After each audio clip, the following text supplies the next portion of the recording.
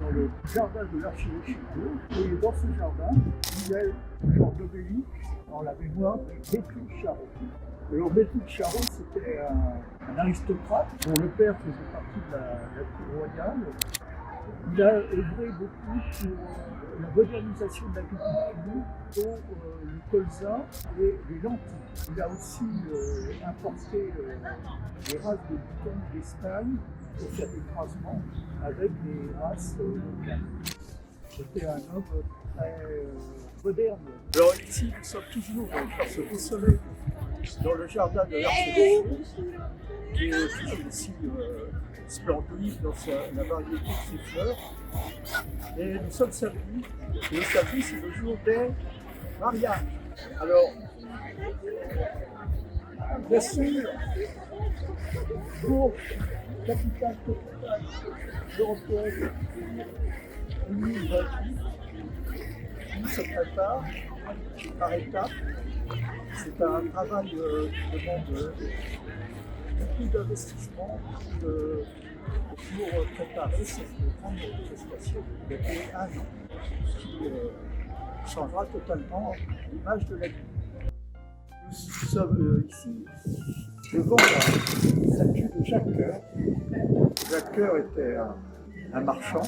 Il a commercé avec des bateaux qui allaient en Orient. Il a ramené d'Orient la culture orientale. Ça l'a influencé pour créer un sauna à l'intérieur de son palais. Il a créé des marchés, il a financé le royaume qui était en faillite et après il a été incarcéré par rapport à ces problèmes d'ordre économique qu'il avait avec le roi. Il a été à la fois un acteur politique et il a été aussi destitué et emprisonné. Alors son palais il est magnifique, il est de style Renaissance. On le voit avec les fenêtres, les sculptures très travaillées, c'est très expressif. Il y a des personnages au niveau des fenêtres, comme s'ils se parlaient, comme s'ils communiquaient. Ce palais était absolument extraordinaire au niveau architectural. Eh bien, Gilles. Alors, moi, Gilles, mais mon nom d'artiste, c'est GBNF. GBNF, ça veut dire Gilles, Bernie, Noël, Ferdinand. Et Ferdinand, c'est comme Louis Ferdinand. C'est un auteur qui m'a touché, qui m'a bouleversé même dans son écriture. Et j'en garde toujours un souvenir toujours émouvant, bien que le personnage soit un peu abject, mais on peut avoir du génie puis être abject. Oui, alors Céline, c'est quand même beaucoup de polémiques, mais c'est un des rares auteurs qui a inventé une écriture.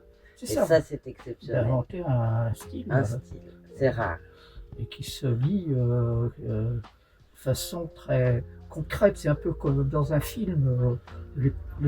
C'est très vivant. Très vivant. Les personnages, il les décrit tellement bien qu'on les voit. On les touche, oui, tout à fait. Donc voilà, le voyage au bout de la nuit, je l'ai lu je ne sais pas combien de fois. La Première Guerre mondiale. C'est pas un voyage très réjouissant. C'est-à-dire la guerre, et il a été gravement blessé dans les tranchées. Et il a été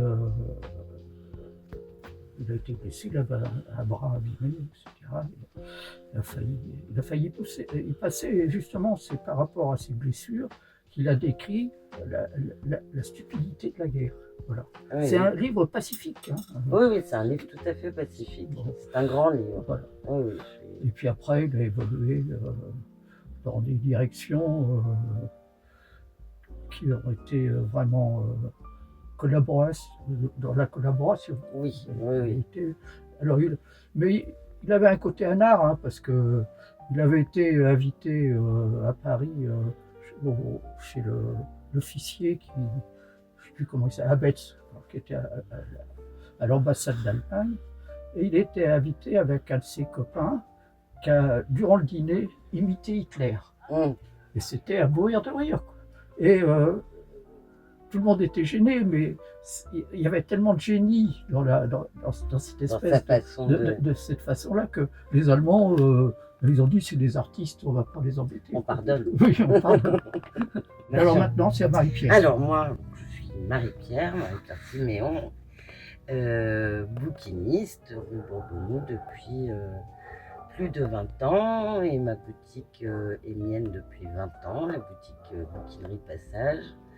Que dire d'autre? Que je suis passionnée par mon métier. Je pense que de toute façon, pour être bouquiniste, il faut être un petit peu fou et dérangé. Et, la preuve, voilà. Et que c'est un métier qui prend tout le temps d'une vie. Et c'est passionnant. C'est vraiment. Donc, que dire d'autre? Bah voilà, que sinon je suis berrulière depuis un bon nombre d'années, amoureuse de ma ville, amoureuse de mon quartier Bourbonneau.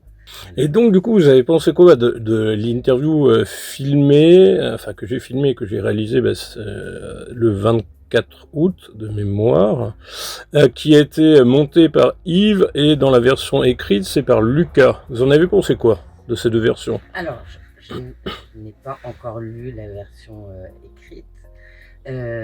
Par contre, j'ai vu l'entretien. J'ai été très surprise, enfin pas très surprise, agréablement surprise du rendu. Je trouve qu'on est pas mal du tout. Formidable. Voilà, formidable. Même si je t'ai pas laissé beaucoup d'espace c'est pas grave, de parole.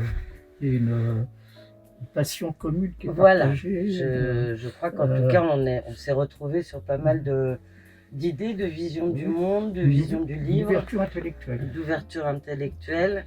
Et j'ai trouvé que le rendu était vivant, juste, de ce que, en tout cas, moi j'ai pu en ressentir quand on était en train de l'élaborer. Donc quand on a une passion commune, on aime la partager.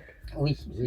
Et la faire partager. Je pense que ça s'est vu. Après, c'est aussi grâce au talent du vidéaste hein, et du monteur. Et, donc, là aussi où je suis contente, c'est qu'il n'y a pas de... parfois, dans ce genre d'exercice, on sort une phrase d'un contexte et du coup, on lui... ça n'a plus le même sens, ça n'a plus le sens initial. Et ça trahit un peu la pensée. Là, nous avons eu le temps, et ça, c'est quand même très agréable, parce que avoir le temps, du coup, ça permet de rendre quelque chose de vrai. Donc, moi, je suis plutôt contente de cette expérience partagée avec toi. Oui. Et puis, j'ai réservé un livre il n'y a pas longtemps. Ben oui, en plus, tu as réservé. Que je vais prendre ce soir. Voilà. C'est un beau livre que j'aurais plaisir aussi d'une autre fois de le présenter. Voilà. Parce que je présenterai toujours les livres que je prends chez toi pour les présenter. Ça me... C'est mieux qu'à la FNAC. Ah bah ça me va très bien. Je présente régulièrement mes livres via Facebook, mais j'aime bien les retours de mes clients. Là, tu vas être dans un autre domaine que Hugo et le petit Napoléon. Non, là, je vais être dans la chair humaine, là, tu dans vas l'anatomie, dans tout ce qui fonctionne à l'intérieur de notre corps. C'est très mystérieux. Oui. Mais il y a une beauté aussi. Mais c'est très beau. C'est la beauté. Très beau. Je suis attiré par la beauté de toute cette harmonie du corps. Oui, là du coup, c'est le peintre qui... Oui, c'est l'inspiration créée par ces mystères du corps. Enfin, la partie interne et la partie externe qui se rejoignent, qui se conjuguent.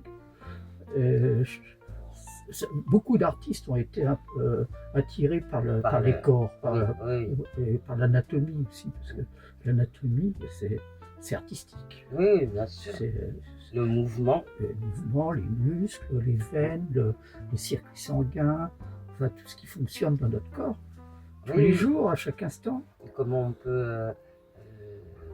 là, on a vu des sculptures de Camille Claudel il y a peu de temps pendant notre congé, et ce que ça rend une sculpture on a envie d'y toucher, on ne peut pas, mais on a envie d'y toucher, on peut sentir la douleur, on peut sentir l'espoir. On en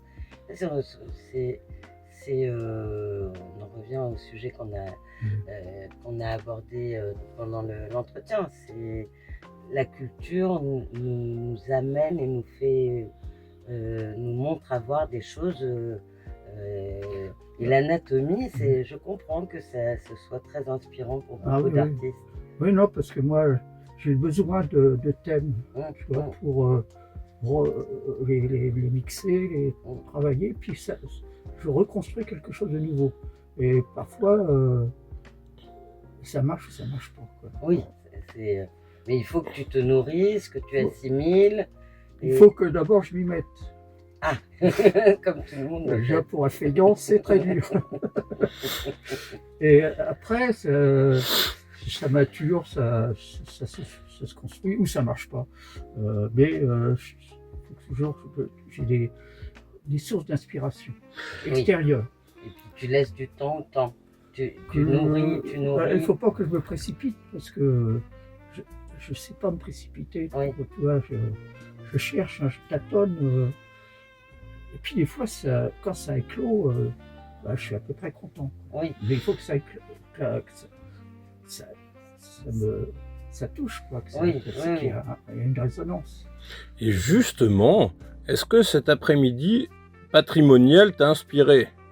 Ah oui, la crypte, oui. Parce que j'ai vu de très belles sculptures en pierre.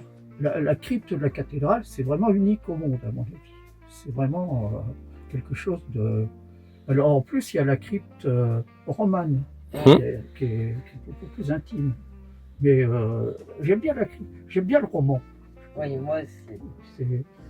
C'est simple. C'est plus simple. Et du coup, je pense que ça nous... je sais pas, ça fait écho en nous.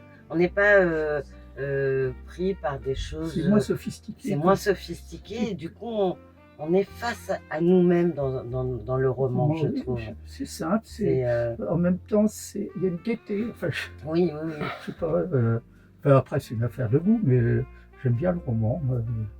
Dès que je vois une église romane, ça me touche plus. Oui. Puis en Berry, on a de la chance d'en avoir de très belles. Oui, il y en a une vers Avord. Oui. Puis, ça dépend peut-être. Je crois peut-être plus dans le sud de Berry que dans le nord. Il y a l'église de Morogue, là, qui pour le coup est dans le nord, ou à Imbigny aussi. Il y a une très très jolie église romane. Il y a de très belles églises en Berry. Il y a Chalivoix-Milon, l'abbatiale de Plain-Pied qui est magnifique. Et ce sont des lieux moi, que j'aime traverser, qu'on soit croyant ou pas. Ils sont des lieux où on se ressource, je trouve. Noirlac, c'est formidable. Et Noirlac, c'est magnifique. Mais même quand on visite ces lieux, on aura une forme d'inspiration mystique. Oui, c'est ça. Qu'on soit croyant ou pas, il y a quelque chose de Et même mystique. ça pourrait vous porter sur de forme de mysticisme. Oui. Même la chapelle du Palais Jacqueur est très sympa, avec sur les murs, à Vaillancourt, rien d'impossible sur tout le tour. Oui, c'est dans un style très différent. Tout à fait. Mais c'est le fait de se retrouver. Mais je crois que tous les monuments historiques nous amènent aussi à ça, au mystique. Moi, je suis toujours fascinée, je reste fascinée par la cathédrale, ou par d'autres cathédrales de France, même si je dis souvent que c'est la plus belle du monde, en toute objectivité, bien sûr. Comment des hommes ont fait ça? C'est une question. C'est une question qui questionne. C'est magique. C'est extraordinaire. Hein, c'est extraordinaire. Mais ceci, c'était la force de la foi. Oui. Et puis, ce que j'aime aussi dans ces monuments si extraordinaires, c'est que ça nous rend humbles. Je comprends que nombre de gens, dont moi, la résurrection de Notre-Dame, j'ai trouvé ça... D'abord, l'effondrement, moi, ça a bouleversé tout le monde. Et puis oui, se sentir un peu petit. La nature fait ça aussi. Oui, Voilà. tout ce qui nous dépasse, la Voilà. montagne, La montagne, les déserts, le- les océans. l'intelligence animale, les astuces, je sais pas, la vie des fourmis, c'est Ouais. un truc qui, qui, qui Oui, me dépasse. l'organisation des fourmis, les abeilles. Les abeilles, c'est se rappeler toujours qu'on fait partie d'un tout aussi. Ou un autre animal qui est très connu à Bourges, les chauves-souris. Il y a toute une exposition sur les chauves-souris, Mm. et il y en a plein de sortes. Et alors, elles communiquent par ultrasons. Oui. Et alors, il y a des écouteurs où tu peux écouter leur message, ça fait des petits toc. Ah oui, c'est très curieux. Ouais. C'est Non, mais la nature, c'est un tout. En réalité. c'est un tout. C'est un tout.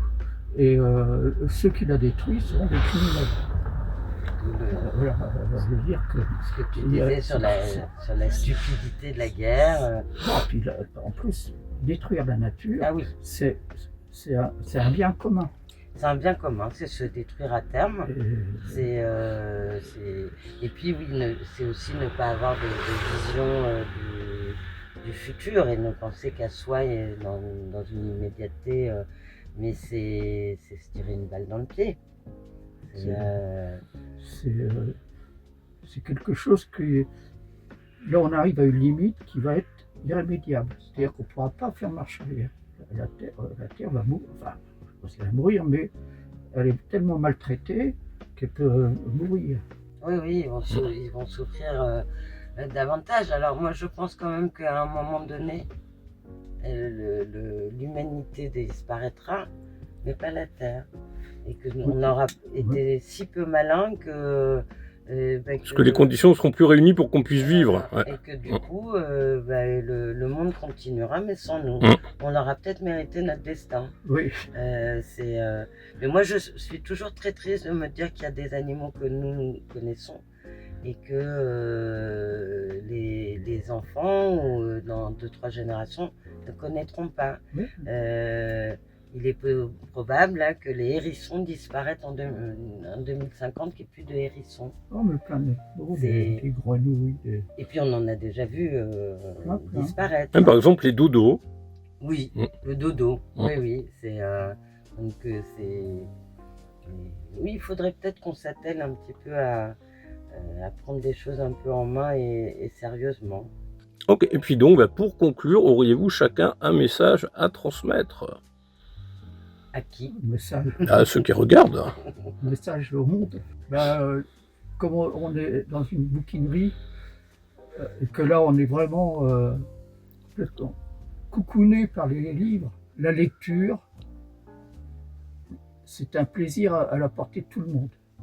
Et ça nous transporte dans un autre monde, dans d'autres dimensions, dans du rêve, dans de la beauté, dans de la douceur, dans de l'amour, mais aussi dans une espèce de monde totalement chaotique aussi, dans les romans de science-fiction, dans les romans tout court, où les auteurs ont cherché dans leur intimité à se projeter dans un bouquin, parce que ça ne doit pas être un petit boulot quand même de s'investir dans un bouquin. Il y a du génie dans la littérature. Il y a de la, enfin, c'est un concentré de génie. Et en laissant ces choses-là, on s'amende, on devient peut-être meilleur, on devient moins con peut-être. Je ne sais pas, je n'ai pas essayé. Mais il y a plein d'ingrédients pour se nourrir de littérature. Voilà ce que... Moi, je ne sais pas quoi rajouter parce que là, c'est parfait. Merci. Non, mais c'est si ce n'est que d'abord, on a passé un très bon moment, je trouve. Et que, effectivement, je n'ai rien à rajouter sur l'histoire de la lecture et en général de la culture, hein, de tous les arts. Je rajouterais juste quelque chose, c'est que ça éveille la curiosité. Et ça, c'est primordial d'être curieux de tout, des autres, et que souvent être curieux et se nourrir de belles choses et de nouvelles connaissances, ça permet de vivre mieux, de vivre mieux ensemble, mais de vivre mieux en règle générale. Donc oui, il faut lire. Il faut aller au musée, il faut rencontrer les artistes, il faut se cultiver. C'est ceux qui vous diront que c'est réservé qu'à certains, eh ben sont des salauds, quoi. C'est que la culture, c'est vraiment pour tout le monde, à la portée de chacun, et juste ça devrait presque être remboursé par la sécurité sociale. Ouais, c'est un médicament. Voilà, c'est du baume au cœur. C'est un médicament qui rassure le corps, qui le coucoune, et même la littérature peut soigner certains maux. Oui. Et l'écriture, je pense. Alors l'écriture, c'est plus compliqué. Faut s'y atteler, c'est ça. Faut s'y mettre, et puis c'est un sacré boulot. Et les gens qui écrivent, ils sont pas. Tiens, je pense à Modiano, que j'adore. Eh bien, Modiano, il saisissait des instants de sa vie. C'est très émotionnel, Modiano. C'est un de mes auteurs préférés. Je comprends. Modiano. Je comprends. Ah, Modiano. On a envie d'être amis avec Modiano. Oui, voilà. Non, mais c'est vrai. On a envie de boire un café, de le voir régulièrement, oui. Une relation extraordinaire. C'est un de mes préférés, je crois. Puis ne pas hésiter aussi à visiter ou revisiter les lieux patrimoniaux, que ce soit comme la cathédrale, le Palais Jacqueur, la crypte de la cathédrale, ou éventuellement de musique comme le théâtre Jacqueur, le théâtre Savonnet qui n'est pas très très loin. Qui n'est pas très loin, qui fait des propositions, de belles propositions, où là encore, il est permis d'accéder à des choses de grande qualité dans un lieu qui est extrêmement joli.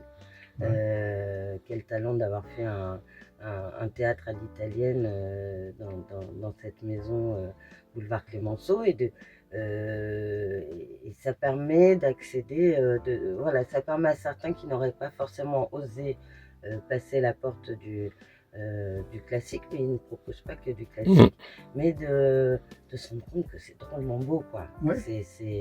Et que ce n'est pas difficile d'accès.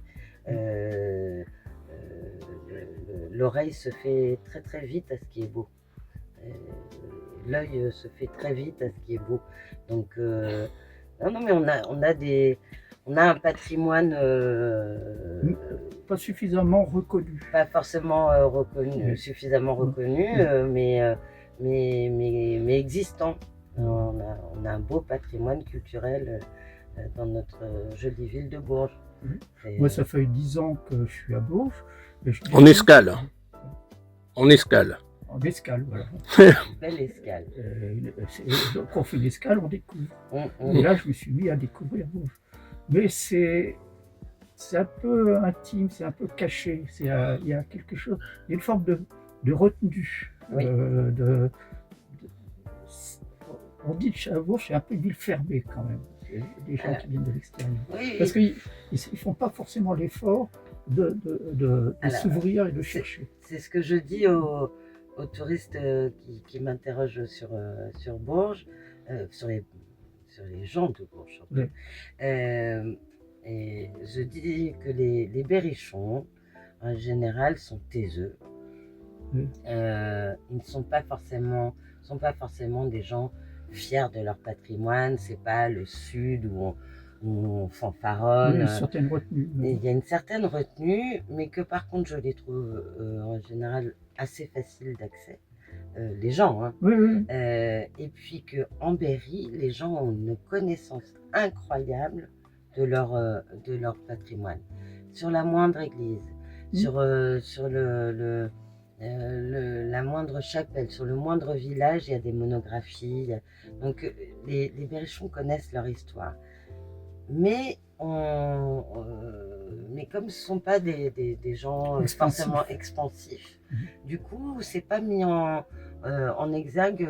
Il faut en être un peu, il faut pousser un peu les portes pour... Oui, voilà. il faut se remettre en cause un peu, il faut s'adapter. Oui. Autrement, si on ne s'adapte pas, ça ne marche pas. Mais il faut savoir s'adapter, mais c'est pas toujours évident. Mais c'est pas toujours évident. Mais en tout cas, voilà, moi j'aimerais que cette richesse de notre région et de notre ville soit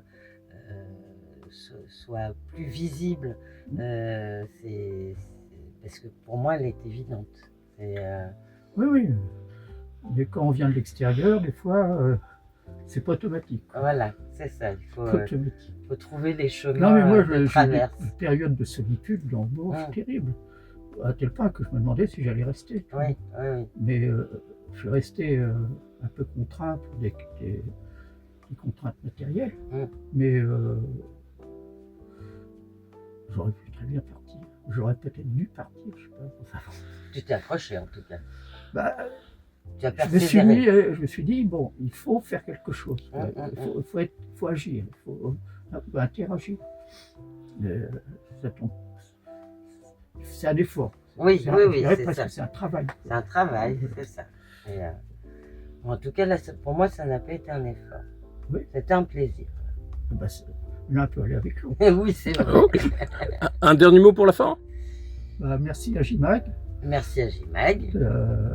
Merci à toi d'avoir médiatisé. Voilà, et d'avoir permis ce beau moment. Pourquoi pas périodiquement recommencer